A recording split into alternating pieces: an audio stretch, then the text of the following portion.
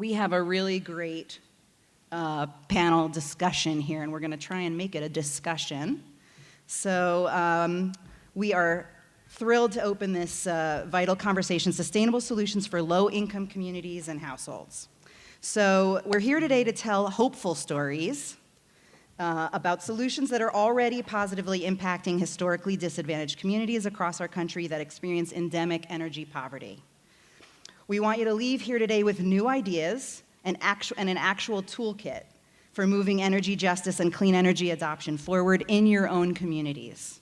Real life stories, real results.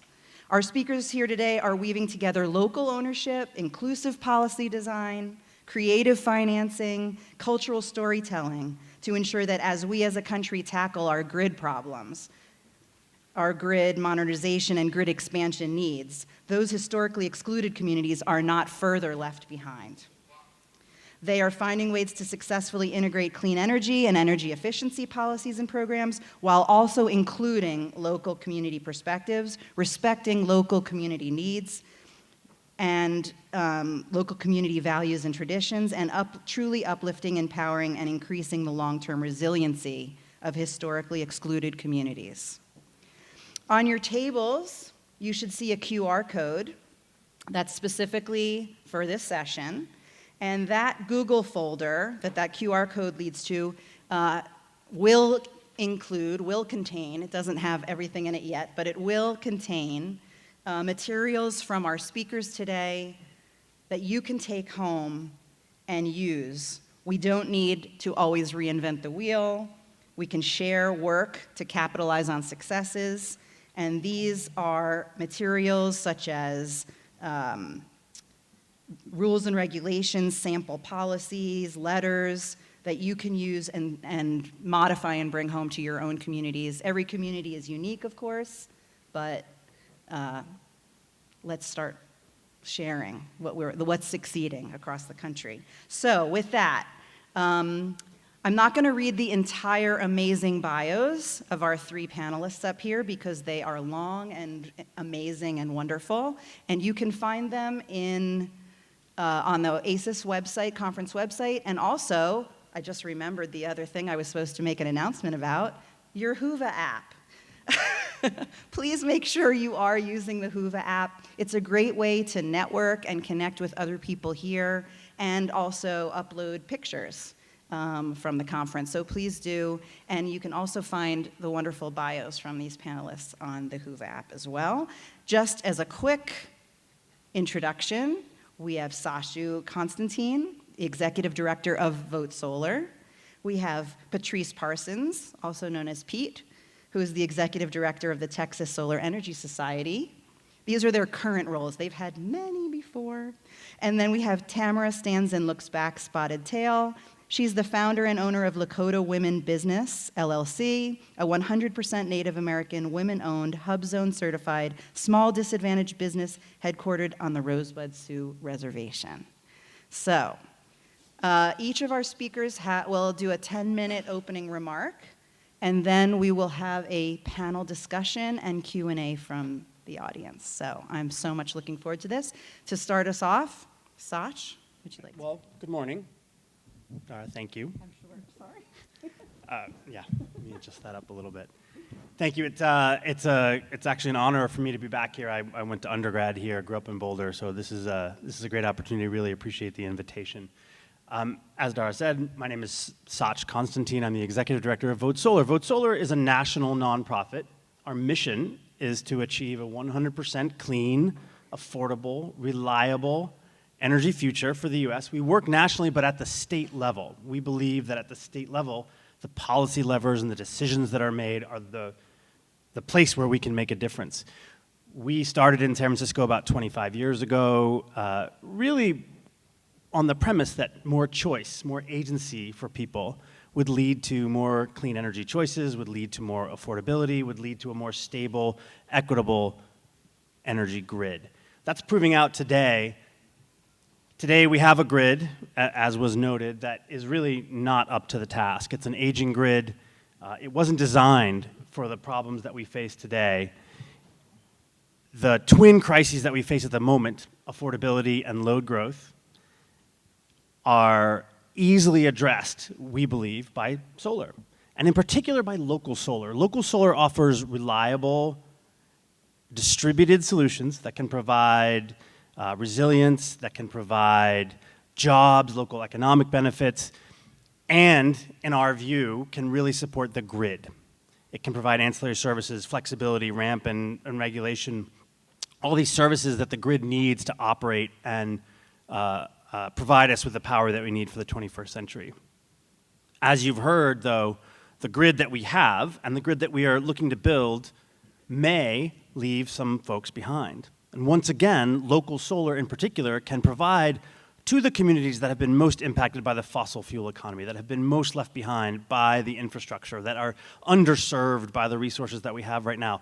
Local solar solutions can bring benefits to those communities specifically. Here in Colorado, Vote Solar has been working very closely with the community of Pueblo, historically a coal town, a long, complicated, rich history with fossil, but now it's going to be the hub for a wide array of clean energy and distributed developments in the clean energy transition. That's going to include solar installations, it's going to include an electric steel plant, it's going to include utility-supported battery systems.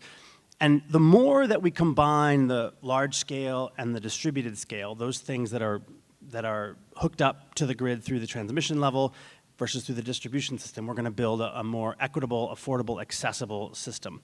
So I'm really looking forward to talking about this more as we get into the discussion. And thank you again for having me here. Good morning, everybody. It's great to see everybody in Boulder again. This is such a lovely city to visit, and it's really great to see old friends and participate. I really appreciate being asked. I'm just going to leave it there. We have what I consider to be a very unique program happening in Texas, and I happen to believe if we can do it in Texas, anybody can do it. That's going to be the name of our conference. That's right. We started, it's a personal mission of mine. I mean, I can say that the mission for the organization is solar for every Texan. And if we mean every Texan, we mean every Texan. I happen to believe that the folks that are suffering the most out there with energy poverty, they really need help. So how do we reach those folks? And we determined that it's possible to identify funding from the LIHEAP and WAP funding sources that the state receives from the federal government that is to assist homeowners that really need it, that income qualify. We decided that we would look at trying to add solar to the list of options that solar homeowners can receive. So it leaves a little bit of a delta. We have to work with the utilities as well, but we learned that if we put in a 3 kilowatt system into these homes, it's not going to cover their entire utility bill, but it will help. So we approached the state, and again, if we can do it in Texas, we can do it anywhere.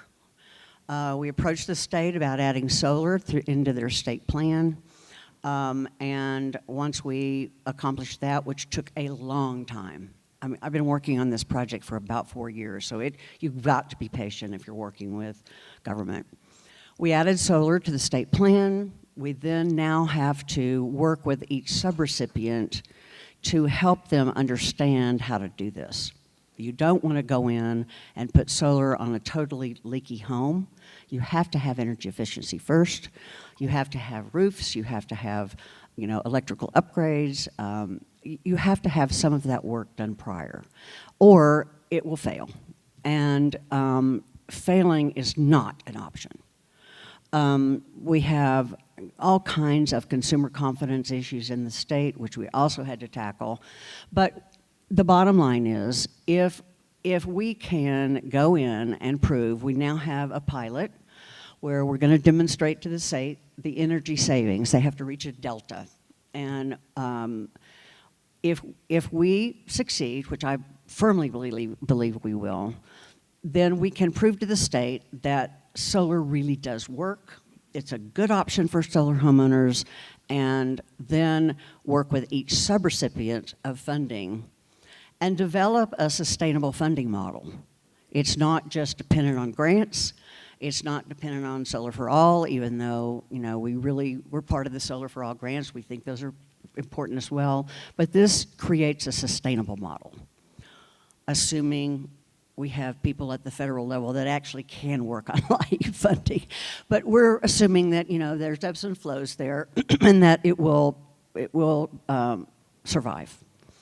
So that's it in a nutshell. We've identified a utility that already has the $2,500 delta that we needed in terms of a rebate.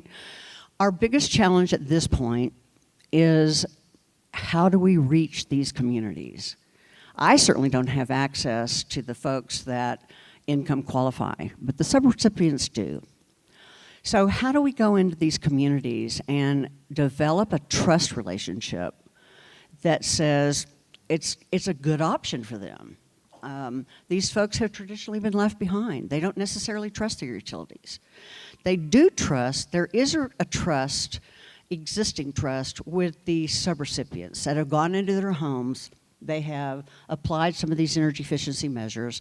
So there is some trust there. But we've got, at least our pilot program has got to be perfect. We have to go in and do something where we don't have one screw out of place. We're going to have an RFP go out that requires these installers have, faces the same color as these communities they're going into, so that they don't show up with an entire crew of, white people, to be frank.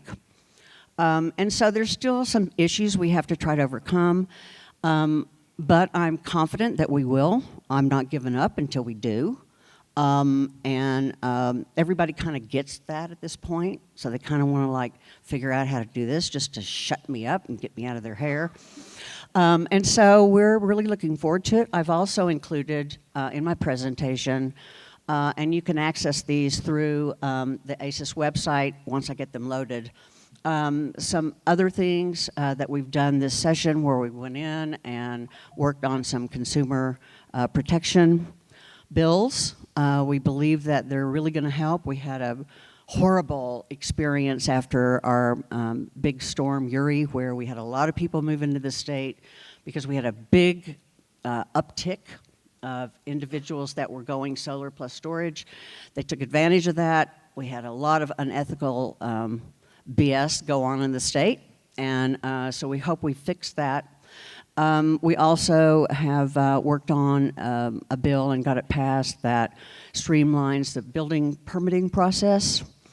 I happen to think that if we don't streamline the permitting process as well as the interconnection issues, we can't get the cost down. Those things can really help the installer get their soft costs down, and so we're working on that as well. If you go to the website, you'll see some sample legislation that we did. I believe it's really good, particularly with our consumer protection bills. We got 2 of them passed. And if anybody wants to talk to me about those after this session, I'm available. Just reach out. So that's kind of it. Thanks.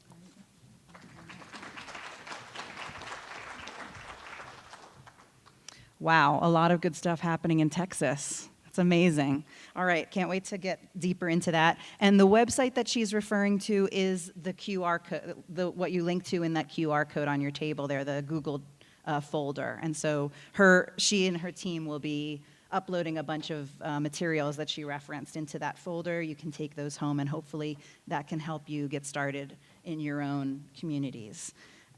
Next up, Tamara. Excited to hear from you, a real perspective from the community level. Thank you for that. It's a great honor to be here amongst all of you. It's a little intimidating because we're very small and we're just starting out, where everybody else is so extreme and dealing with huge national awareness. But good morning, my relatives and friends and partners in this journey that we call alternative energy and renewables. My name is Tamara, stands and looks back, Spotted Tail. I am a direct descendant of Chief Red Cloud. My grandmother was Chief Red Cloud's sister. And later in life, I married Chief Spotted Tail, who is of the Rosebud Agency. We are 7 bands that make up the Great Sioux Nation. And with that, we formed Lakota Women Business, LLC, Hub's own company. We realized that we had challenges on our reservation. We started out with 2 USDA wind turbine projects for 2 different communities, which were successful. And the way we were successful was we partnered with not only the tribe, but because the tribe at the time was dealing with a lot of bureaucracy and politics, which a lot of people don't understand. There's like a whole nother area of dealing with tribes. And so we ended up starting Lakota Women Initiative, which is a non-for-profit 501c3 located on the Rosebud Reservation. Our story doesn't start with solar panels. It actually starts with the treaties between the United States government. The treaties were meant to protect our land and our sovereignty and our way of life, but over time we were pushed onto reservations, isolated, underfunded, and systematically neglected. Today, the Rosebud Reservation is struggling with housing shortages, food insecurities, high energy cost, and limited infrastructure. According to the recent census data, 50% of households live below federal poverty lines. Rosebud Reservation, Todd County, and most of the counties reside in the boundaries of the reservation are considered some of the 4th to also the 3rd poorest counties in the nation next to Pine Ridge Reservation. I'm just going to leave this slide up because for those of you that want a picture of the slide, it does talk about a little bit of the census and data. But I'm going to talk to you about a deeper story, and that story is about navigating. Navigating energy policy on tribal land is walking the line through a maze where half of the walls are invisible. We've had to learn the language of the federal programs, tribal codes, and non-tribal utility policies just to make small changes possible. On the Rosebud Reservation, Terry Todd Electric Cooperative serves most of the area. Yet they operate under state regulation policies while existing within sovereign tribal boundaries. These mismatch creates constant tension between the utility companies and our community members. When an elderly person has to be faced with paying high electric cost of $500 to $1,000 per month or putting food on the table for their children, which is it going to be? So we've exhausted all of the LEAP funds for most of the tribes, and with the wind turbine projects, we were able to install 48 wind turbines for elderlies, which enormously brought down their cost. Some of their costs are ranging between $48 to $160 a month, which is doable. The other jurisdiction could adopt recognition of tribal resolutions. We actually, for the first time in 2017, as most municipalities and states across the United States are dealing with the high WAPAs, we actually are dealing with the small utility companies. We were very instrumental in changing policy with this by pushing resolutions through the tribe to push Cherry Todd Electric to do by metering. This happened in 2017. Today, because of that, the electric company says we're going to have to increase our costs. So they're not in favor of alternative energy, but they're being forced to. So it was with those instances with the USDA wind turbine projects. How we were successful with that, we have enormous companies that come into the reservations and want to work with the tribes. You're dealing with a huge amount of tribal government, communities, different personalities, federal, state, and also tribal, unawareness of what the technology is. We were able to successfully do that by ceremonial. We went back to our traditional way of life. We went back to the relationship we have with the sun. For years, our Lakota people have been leveraging the sun through our sun dances. That energy that comes from the sun we've utilized for many generations for good health, what we call Wichozani. The wind, we consider his name is Tate. It is a deity to us as Lakota people. So we actually went to ceremony and we asked Tate, can we utilize the powers of you to start this wind turbine to bring good health and longevity into the homes of our elders? That ceremony then was talked to our elders that we had already taken initial steps. It's not just about the technology portion of it, but it's for us as human beings, as Indigenous people, having that connection, keeping that balance to Mother Earth. These things that we're utilizing, the sun and the wind to protect Mother Earth, is vital to the success of who we are as we move forward as being renewable warriors in this movement and this climate change. With that, I also wanted to talk to you a little bit about, we are doing this for our future generations so that we may inherit the same struggles, so they don't inherit the same struggles that we do. They will inherit solutions and skills and tools to rise. As you teach and build and advocate for renewable energy, I invite you to pause and remember. This movement is not new for us, it's ancestral. We are not just reducing carbon, we are restoring relationships. We are not just installing solar, we are rebuilding trust with the earth. As I ask each and every one of you to please carry this with you as you move forward, technology must walk with culture. Policy must walk with spirit, and the progress must never walk ahead of the people. I want you all to walk with us as Indigenous people, walk with humility, walk with purpose, and walk in circle, not in front of us, not behind us, but with us together as we move forward into the future. Again, thanking each and every one of you for your purpose in life. Lamayaya.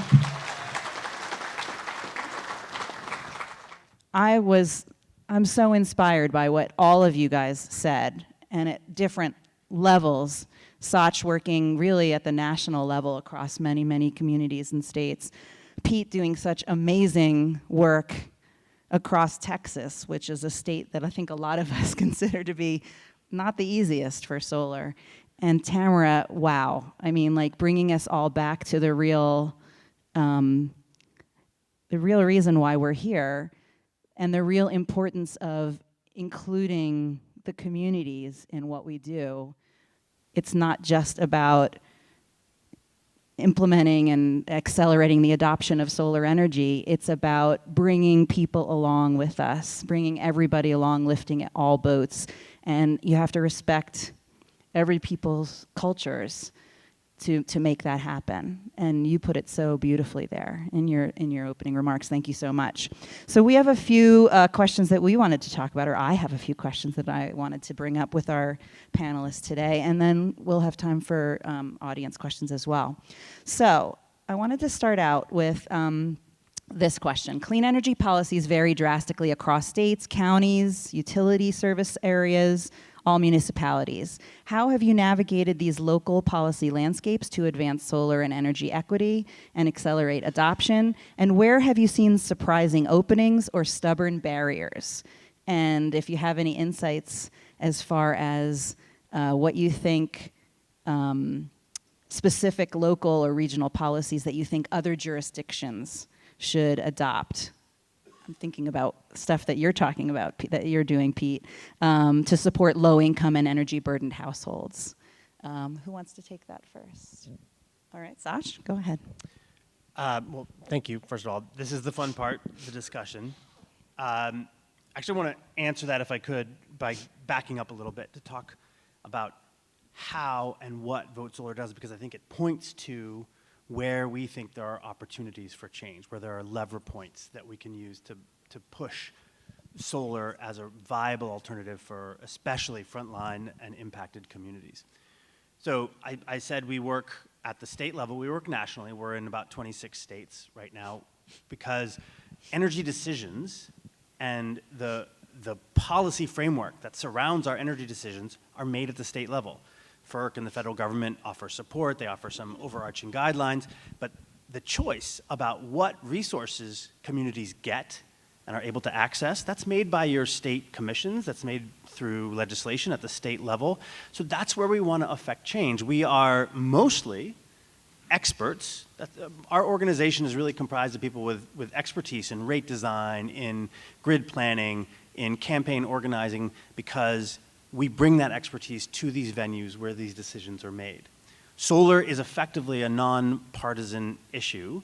until it's made partisan, if you can keep it nonpartisan, talk about the facts, bring that expertise to these jurisdictions, state commissions and state legislatures are accountable to the people that they serve, much more than the federal government is to us as individuals. They have to keep the lights on. They have to keep communities safe, warm, or cool, as the case may be. They have to provide the water, the roads, all of those things. That accountability can be lined up with values. What do we value? We value things like equity. We value, of course, empathy, but we value safety. We value a lot of different things.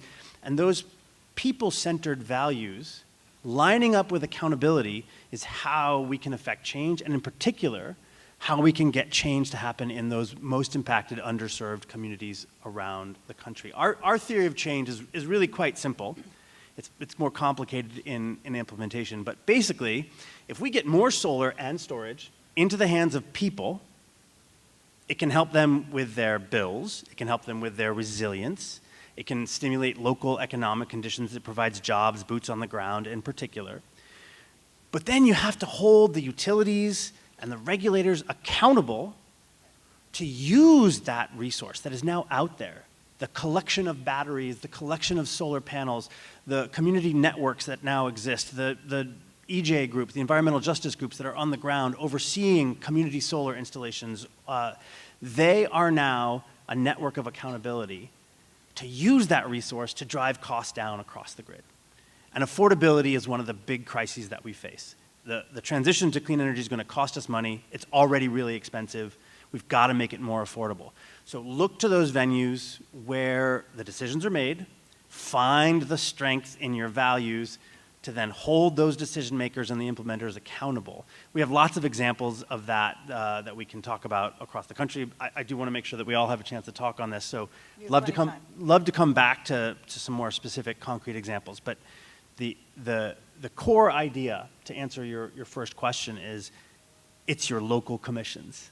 It's your local decision makers. It might be your town's energy commission or subcommittee or whatever it is. That's where these decisions can be made, where we can hold the decision makers accountable to the values that we all share and hold. And that includes protecting our communities from the impacts of climate change, from the negative impacts of a fossil fuel economy, from the years, decades, centuries of neglect that some of these communities have faced and the underinvestment in those communities. Once we establish what people are accountable for, local solar becomes an obvious solution. It becomes something that you really want to do, that you have to do, because it's really the only path forward right now. We know the problems with gas. We know gas turbines aren't even going to be available. Even if you wanted to go gas, GE has an 8-year waiting list to supply the necessary power to the communities across the country. That's unacceptable. We can put solar on the roof right now, boots on the ground. Tribal lands, indigenous nations have a tremendous amount of uptake that's possible. The transition to clean energy is going to go through sovereign tribal lands. I believe that to be true. So let me stop there and see if anybody else wants to add into this. I think the surprising opportunity for our program has been the utilities. In Texas, utilities are required to spend a certain amount of money in these communities. And, you know, I've spoken with several co-ops. They have no one taking advantage of these funds. They don't know how to reach these communities. And again, we've got issues in our state with trust. Some of the obstacles have to do with these subrecipients. I mean, now that we have the state on board, it's going to have to be pushed up, but I believe that we're there because we have had the gentleman I'm working with at the state who's been willing to come up with the funding for the pilot. Once you get invested, you want it to work. So it's, I have several utilities. Of course, I don't know if you all are familiar with our utility system in Texas, but we always think that we're bigger, better, and don't need anybody else. So we've got a donut, you know, of power that moves through the state that's controlled by a quasi-governmental organization called ERCOT. We have utilities that operate within ERCOT. We have utilities that operate outside of ERCOT. So I have been amazed at some of the utilities that are eager to figure out a way to make this work. It's going to be complicated because of the way money moves through utilities. They're going to have to change their financing or their collection of funds, their movement of funds, because these people can't afford a rebate. They can't afford to come up with the $2,500 up front. So how do we cover that? How do we take care of that? So the whole system inside these utilities is going to have to shift. But I have several that are anxiously awaiting for me to get the pilot done, for me to figure out how to work with the subrecipients. I mean, we have some challenges left ahead. I'm constantly surprised at the speed bumps I hit and the issues I have to work through to get through to the next step. But it's happening. I mean, I have organizations across the state that are so ready to help, that work with these communities that, they constantly, are we there yet? Are we there yet? Can we use the funds? So I think that once we get the pilot worked out and the protocol worked out that can be duplicated with the subrecipients. Pete, just real quick, when you say subrecipients, who exactly are you talking about, just for clarity? So the way the money flows is the federal government provides our state, and I'm assuming it's the same with every state, funding for LIHEAP and WAP.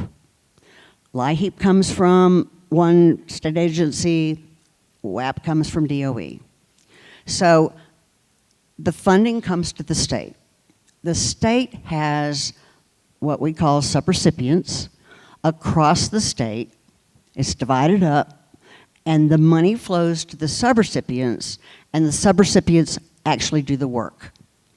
In some instances, the subrecipient does the work themselves, and in some instances, they contract it out and manage the contractors. So it's going to be different with each subrecipient. It's going to be different with each utility. I'm going to have issues and challenges across the state depending on who I'm working with and their openness to do something different. That's my main issue in Texas. I've got a bunch of, don't be offended guys, but a bunch of good old boys that don't want change. They want to do it the same way they've always done it. It works. They don't want to change.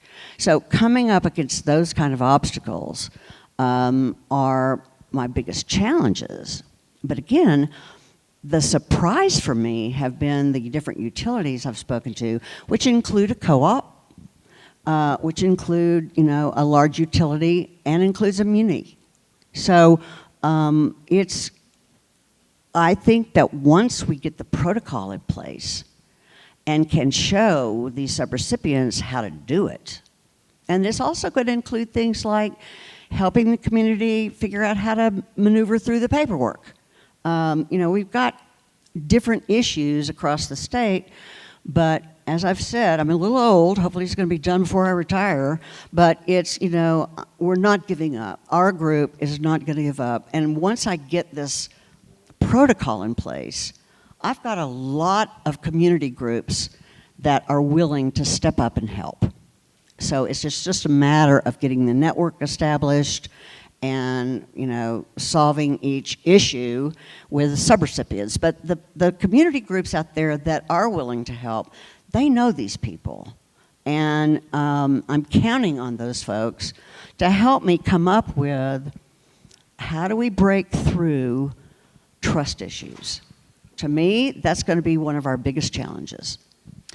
How do we reach these groups that, is it time? Yeah, let's Okay. Tamara Anyway, address that's that what- specific issue, actually. Yeah, thank you. Did Trust issues. Tamara, please answer the question, but also if you have any insights in trust issue and dealing with trust issues, I have a feeling you have some input there. I think when navigating renewable energy policy and jurisdiction across most 574 federally recognized tribes on what we call Turtle Island, Alaska, Canada, and the United States. On tribal lands, it's walking a very fine line, and each tribe has their own culture, their own language, their own creation story, and it's like an invisible wall for us. And we have to learn the language, we have to understand. For big companies that want to come in and work in Indian country, I think navigating the language of understanding those tribes and having tribal liaisons who understand that, and how to go in and know the tribal codes, know their traditional forms of government as well as the IRA government.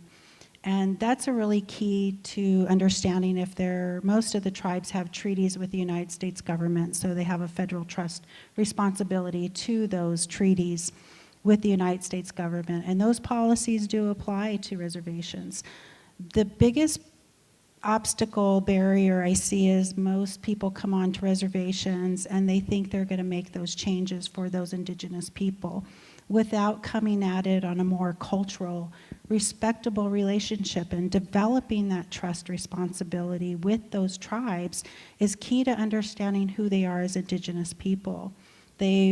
We've suffered 500 years of oppression, stolen land, and treaty violations. So there's always going to be that question of that trust.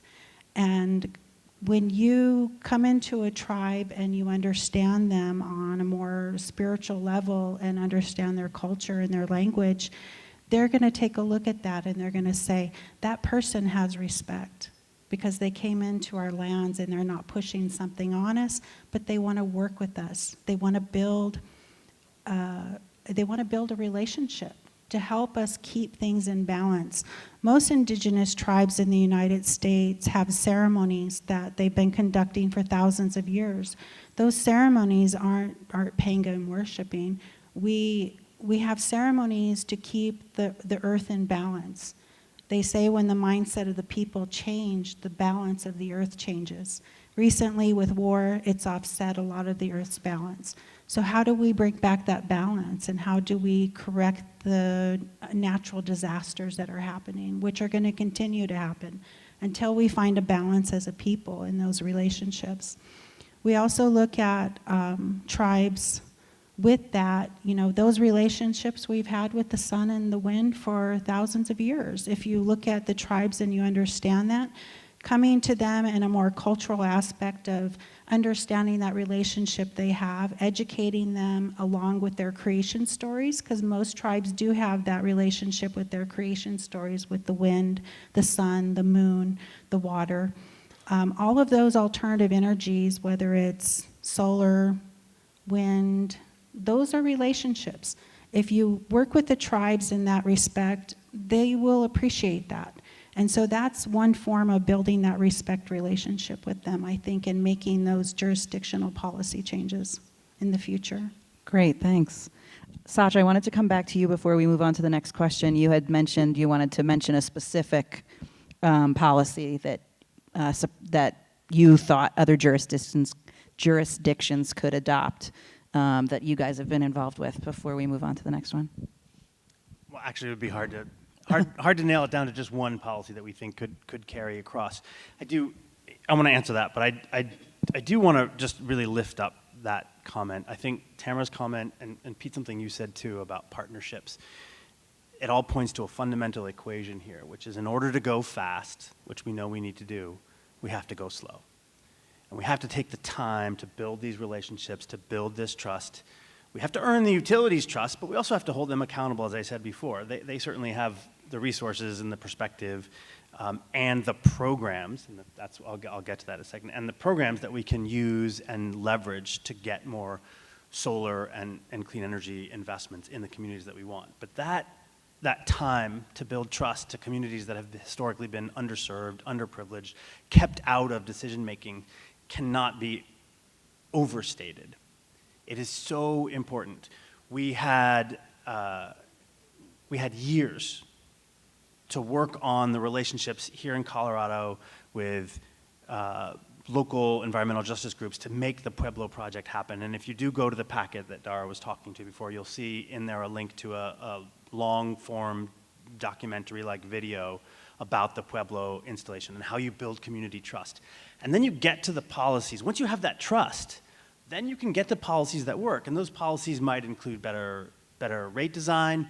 I think fundamentally, though, what we need is for the utilities, and this is where the policy comes in, the utilities have to recognize their advantage in allowing communities to go solar, to install solar that's in line with their values, in line with their community needs and priorities. And that solar, that storage that's attached to it, through things like a VPP, a virtual power plant, and that's the sort of overarching policy that I would recommend all communities can share, where the utility looks not just at my solar on my house and my battery and my electric vehicle. They look at all the neighbors in the same grid or circuit or below the substation that serves my community, and they aggregate them together. They say, okay, how can we operate these? How can we send a signal to these communities that will allow them to get value from this investment in solar and provide the services that I, the utility, need in order to keep costs down, keep service rates up, and make sure that the economy is thriving. It's all based on electricity anyway. So this idea of a virtual power plant is really just a manifestation of recognizing how communities are all tied together. That each of us, each of our houses, each of our buildings, each street that we live on is connected to the neighboring street and the neighboring houses, and that working that all in tandem is something the utilities can do, and they should do if we're aligned with the values that our communities hold and what we need to see happen in terms of climate change and an affordable grid.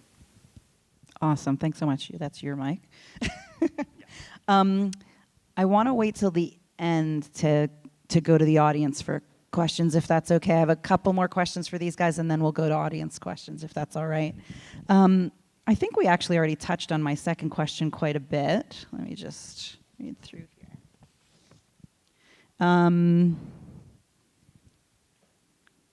How have you overcome issues when the local community was not initially included or was not well understood or respected? Acknowledging that maybe things have happened in the past that didn't respect the local community, but have you had experience, any of you, with that being fixed, and how that happened, how that was overcome, and how you built that relationship and that respect afterwards to grow into a successful program? I would love to answer that, but I think we want to hear from you guys first. Well, I'm not there yet. I really do believe that's going to be one of my major speed bumps. As it's been stated, these folks, I mean, I'm not supposed to use this word equity, but these folks, not only have they not had any kind of equitable relationship with the utility, but it hasn't been fair.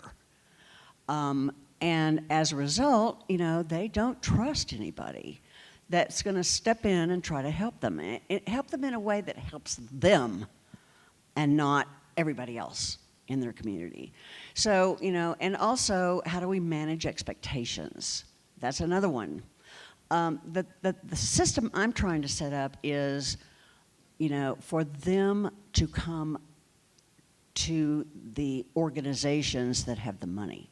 A regular kind of, right now, people want to go solar, they come to us, or they come to the installer. That's what I'm trying to set up. How do I do that? And I believe it's going to be the local community groups because they have the relationships with these folks.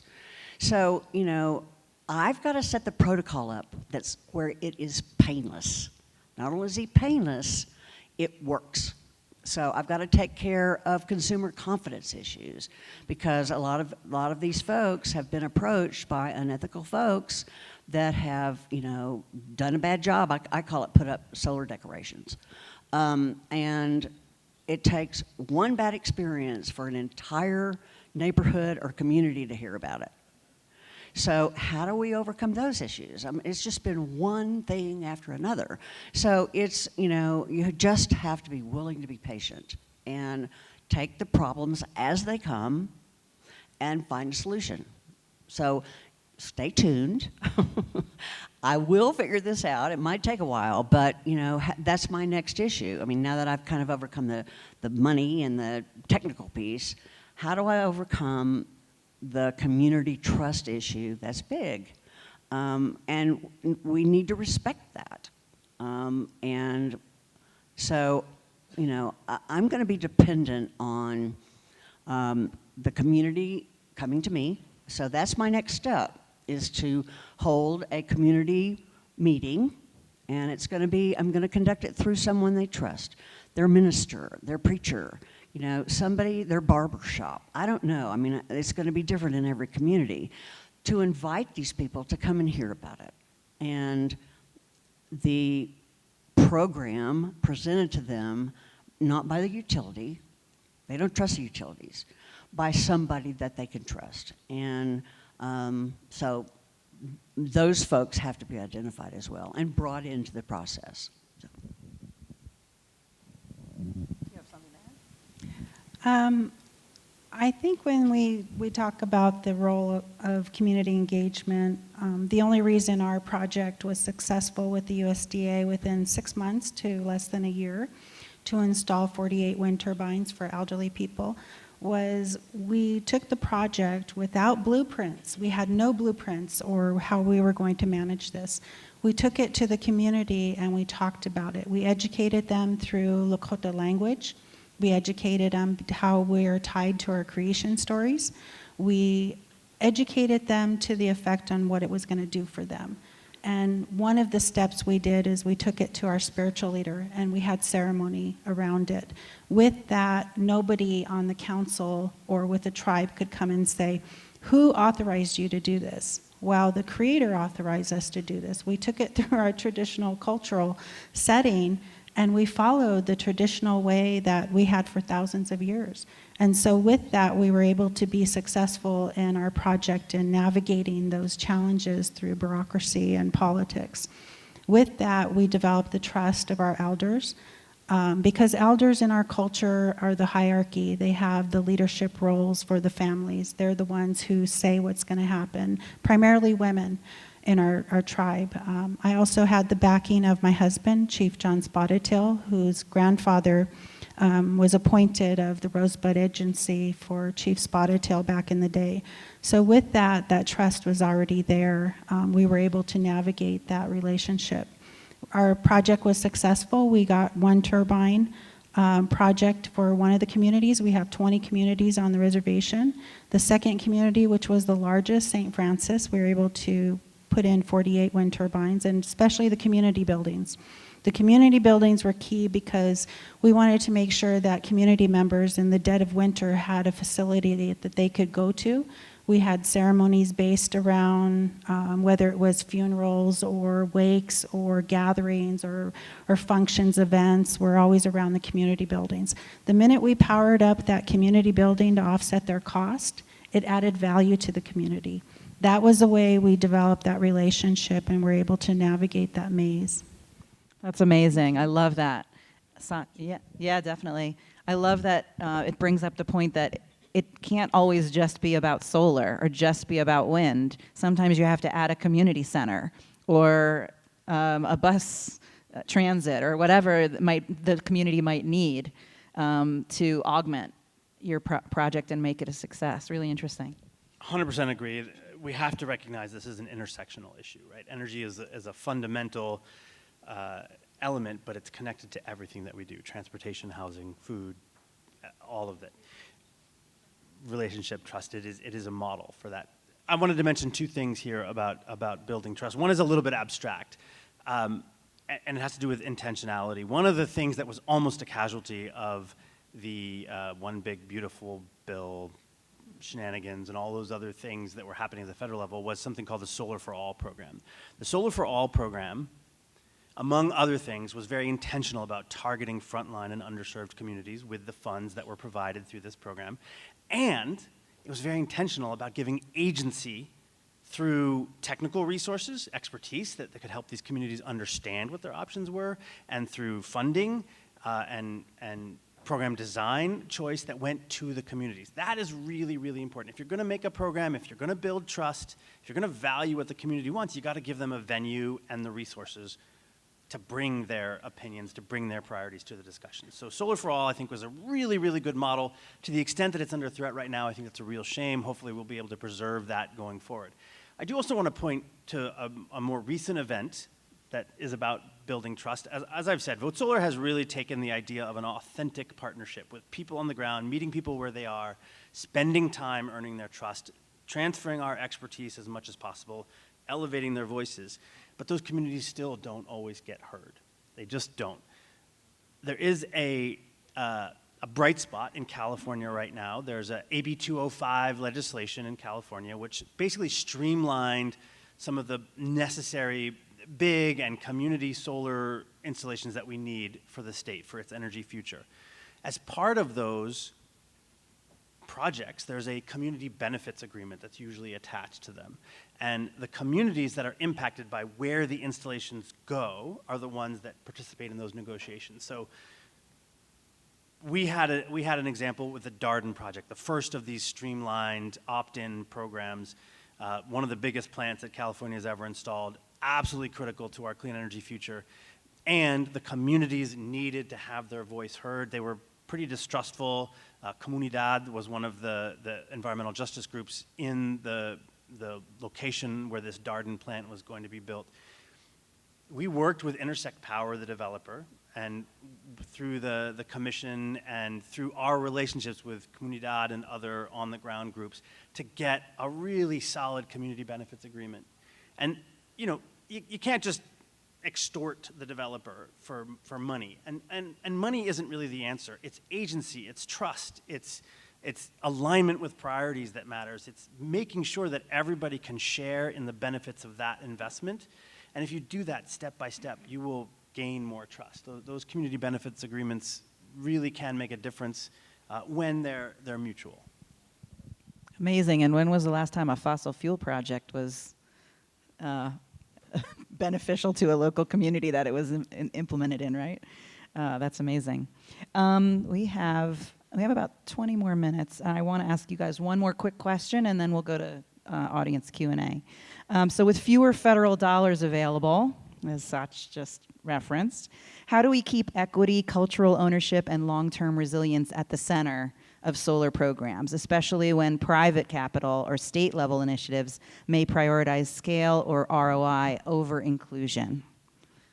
Who wants to take that first? Again, I go back to the available funds, which in our state, I don't know that's the path you're gonna take, but in our state, it's through the LIHEAP and WAP funds.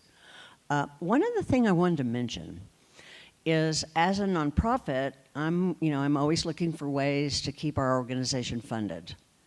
What I'm learning is that there are a lot of foundations that, even though they're having to shift their mission, say away from climate change or air quality or whatever, they typically have an interest in helping the underserved.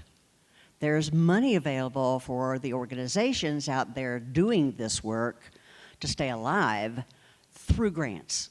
So we have several grants that we're working, with the foundations to do the work. So I just want to be sure and mention that if your organization is looking for funding to do this work, that's a great source of money, is grants through these foundations that, have interest in helping the communities. I don't know if I answered your question, but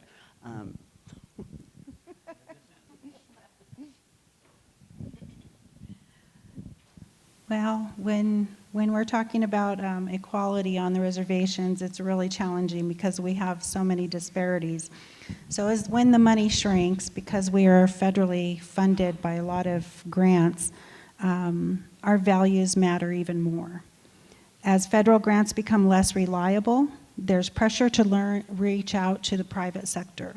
And this is why Lakota Women Initiative was born, is because we are at that point where we're reaching out to private partnerships to help bring sustainable solutions to our rural communities that are struggling.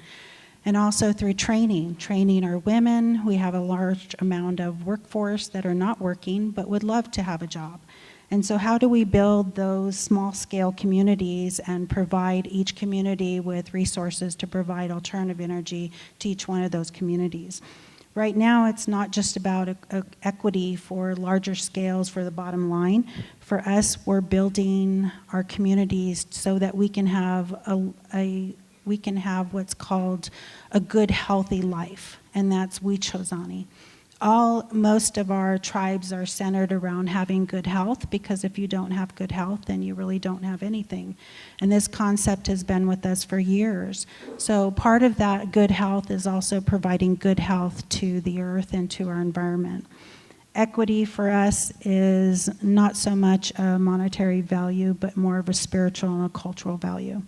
So the center of equality, equity, and resilience without relying on big dollars is to focus on smaller training for our smaller communities.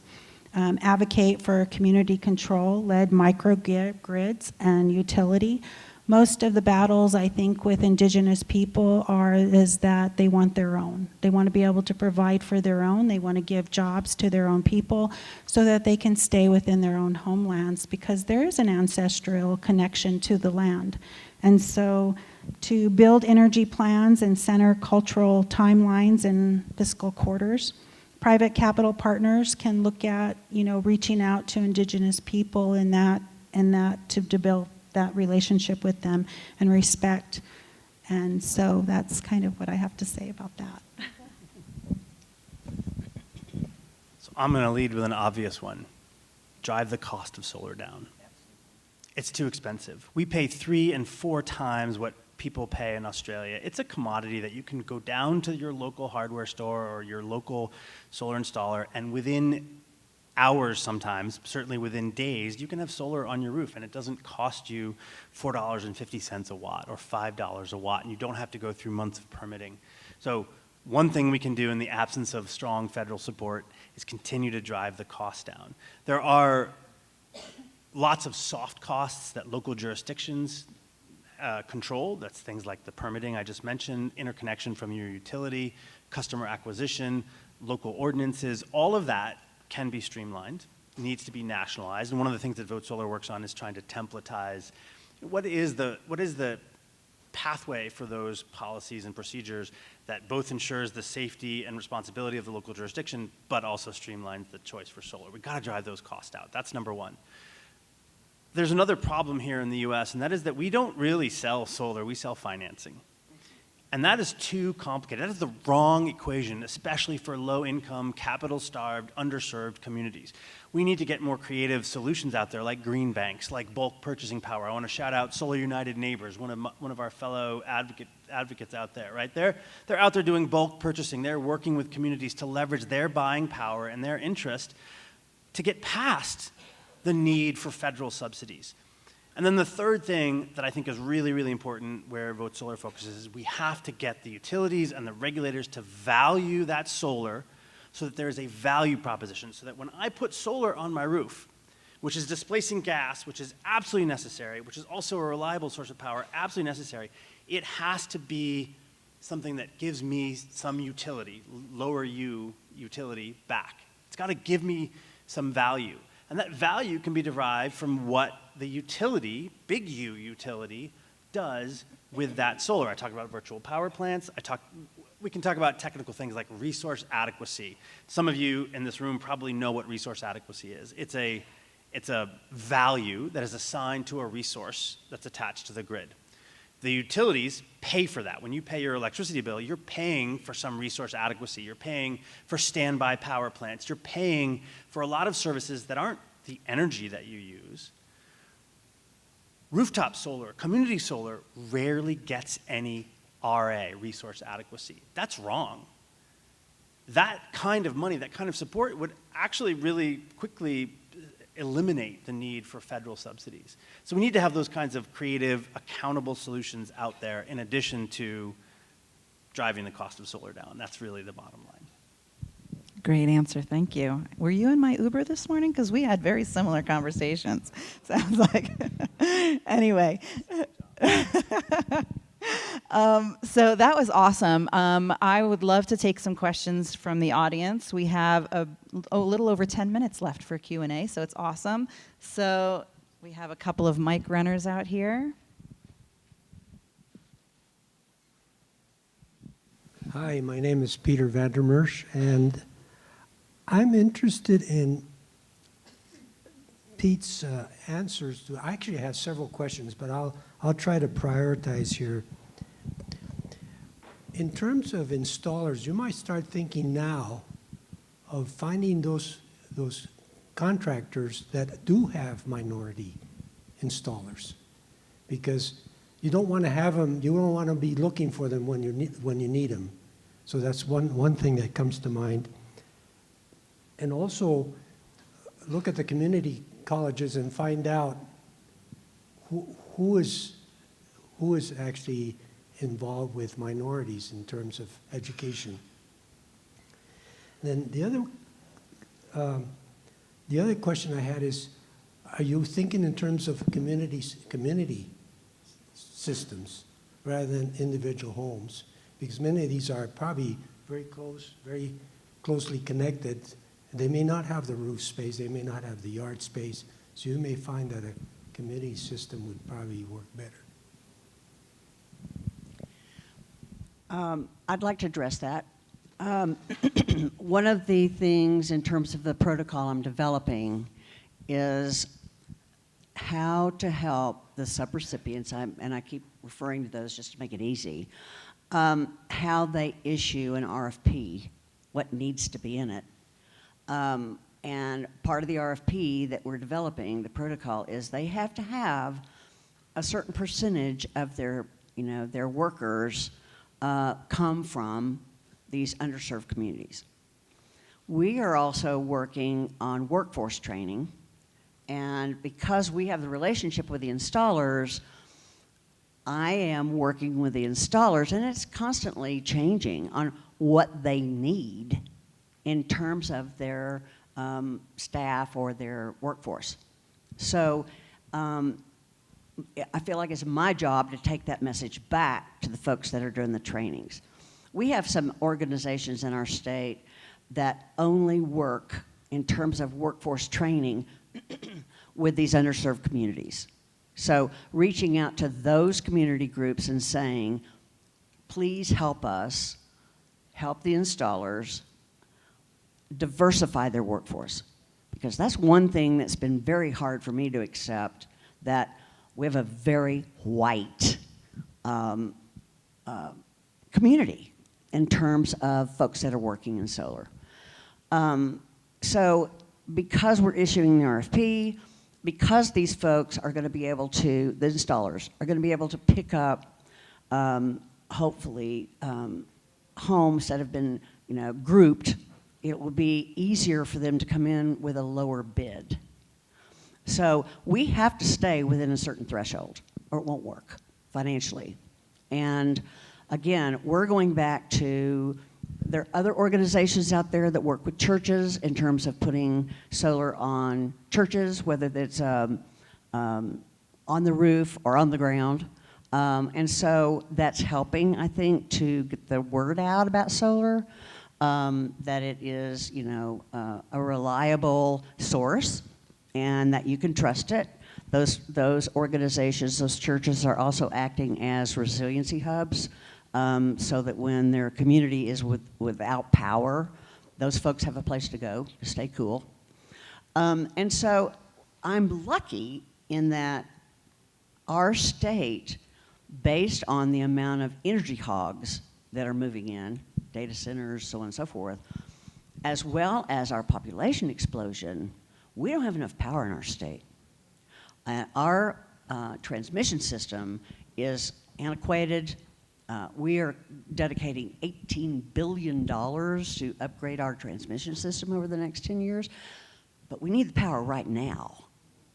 We have leaders inside our PUC, inside our ERCOT, that get it, that we need every single electron that can be produced, or we're in big trouble. And so I have leaders in the state that recognize we got to do whatever we can to help promote solar. So I am relying on those leaders to help come up with rules, and we also have a really strong pilot. They don't call it a VPP, they call it an aggregated distributed energy resource. I don't care what they call it. But they are working on, working out the technical details of how do you make aggregated batteries work in the system. It could be complicated. And so, they're working on that. I'm working on the ground. So in some ways, I'm very fortunate in my state that I've got some leaders that get it. And they're trying to work with a legislature that drinks weird Kool-Aid, that don't try to come in and kill solar, because it's just like, what? But so we've got some good energy that's no pun intended that's happening in our state to help promote solar. One of our biggest problems is we're not getting very good value for solar. And so moving away from the communities, basically it's whoever has solar. There's not a lot of value. And so my organization, kind of one of my next steps is to try to work on, coming up with a system that values solar and forcing these utilities to be more transparent. We have some great models. Pete, I want to get another question or two in. Sorry. Sorry. Sorry, I don't want to cut you off, but we had a lot of hands that went. Yeah, I see a lot of hands. I do want to speak to the community solar question. Colorado was one of the innovators in that, the solar gardens that Colorado had. We've seen the necessity and need for community solar across the country. Minnesota legislature vetoed some language that would have cut off the opportunity for community solar. We've got balcony solar, plug-in solar that's delivering 9 gigawatts of new energy in Germany. We need that here. We need installations in the 1 to 20 megawatt size that serve communities broadly. We need to get from about 50 gigawatts of what we call local or distributed solar in this country to at least 150 gigawatts by 2035, let's say. That's a big jump, and that's only going to happen if we have a significant amount of community solar involved in that. So I think that was an important point. You had other questions? Many of you here in the audience remember the 1980s when the PC came along, and the way we got connected was what we called sneakernet. You put on your tennis shoes and took a disc over the next guy. We didn't have connectivity, and when you go to the basics, we don't need to connect all of these solar systems in a large network. And what's happening in Europe right now, and in the income category we're talking about, people are often renting, not buying their homes. And so balcony solar has really taken off, and I like to look at these problems from a technical standpoint. I'm curious if you see any real barriers to me putting a solar system out on my balcony and just running a cord in there and plugging it in and buying what I can afford as a kit without any falderall whatsoever. And I want to add that it seems like a lot of our government functions are falling apart. Who's going to even bother to come and check to see if I did something illegal? That's a great point. And actually, I think we need to put together a committee about this, because again, in the Uber this morning, we were talking about balcony solar. I don't know if I wanted to get to a bunch of other questions if we can. Please go. I will just say balcony solar is a huge area of opportunity for growth. I've been working with folks at Bright Saver. Yes, it's love them. It's a really, really great opportunity. It's not the only answer, and I'm compelled to say there are some safety questions that we need to make sure are answered, but I think they are easily solved. If they can do it in Germany. They absolutely can do it here. Yeah. Let's get another. Thank you. Thank you all for your input. I really appreciate it. Tamara, I think you touched upon this a little bit, but I do have some, clarifying question that I would like to ask. So I'm coming from New Orleans, and I work in community solar. So as you all know, New Orleans is very different. So my question is to you all, what does equity look like in practice? I heard the word equity. I'm new in the solar field, so I'm coming from public health. So in public health, equity actually leads all the work that we do. So being now in the solar space and seeing that the reason why people have difficulty trusting solar or clean energy is that folks in the space don't look like them. So transitioning into solar, I found that, so like in my office, I work for the city of New Orleans. I'm one of the only Black people that works in there, and I do the community-facing work, and I find that a lot of the community members tend to take a liking to me and be very open to what they're dealing with, and I think also it goes beyond just like building trust with the community, and I think part of the reason why sometimes that trust may be difficult to attain is that the folks that are coming into the community do not look like the community that they're going into. So I guess my question is, outside of like building trust with the community, what does equity look like in the workforce as well? So are you all, I don't know, putting forth, you talked about the DBE a little bit, so I was actually a part of a marketing firm RFP and selecting, and with the DBE, I feel like it could be a little tricky, so we ended up selecting a firm where the DBE requirement was met by a white woman. You guess what I'm saying? So I guess like, again, like what does equity look like when we can get around that and like hire people that constantly look the same to go into community that they may not necessarily understand? Thank you. Just to answer quickly at the front end, if you don't see yourself in a story, it's very hard to understand and buy into that story. We need to see more people of color, people from impacted communities, representatives of the people that we're trying to serve here in the discussions, in the design of these programs, in making sure that a community solar installation or an individual solar program meets the needs of the community as expressed by the community, not by someone dropping in from somewhere else out of state. So that is, at the front end, really important. At the back end, when we talk about equity, right, there's a difference between equality and equity. Equity means, in my view, right, that everybody has an equal chance to share in the benefits of the program. When we design a community solar program, that's gonna mean easy entry and exit, not a lot of burdens to get in and out. It's going to mean that there is guaranteed savings for people that are joining these community solar programs, that are subscribers or part owners of it, because without that guarantee of savings, you're cutting people out. There are people who cannot afford to get solar just because they want solar. They need to get it to address their bill. So if you don't have those kinds of restrictions built into your program design, you're going to cut out a lot of people, and then you're not going to get that equity, that equal chance of benefiting from the program. I think those are two sort of simple answers to what. We are past our end time for this. I just want to let each of you have a final response to this, but then unfortunately we're. Well, one benefit of losing the tax credit is that a lot of installers are going to be looking for anything they can do to stay alive. And if you make it a requirement that they have Black and brown people on their team, that helps.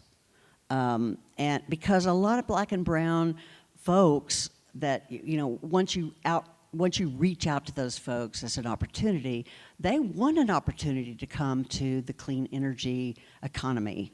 They're decent paying jobs. And so it's just a matter of outreach. It's a matter of finding the organizations inside your state that do those kind of trainings, that reach out to those communities to provide them with an opportunity. We're lucky. We've got a lot of those folks in our state. So they're going to be included in the process. So I don't know if that answers your question. It's going to be part of the RFP.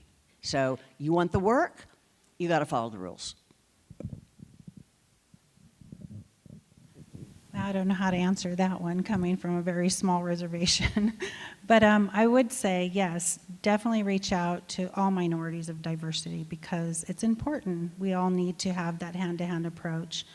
For me, being a Lakota from a Native American reservation, looking at all the history, having a degree in history, treaties and law, it's imperative, I think, that we all put aside our differences and really work together for the common goal of survival. And it's all about humanistic approach towards having that relationship with each other.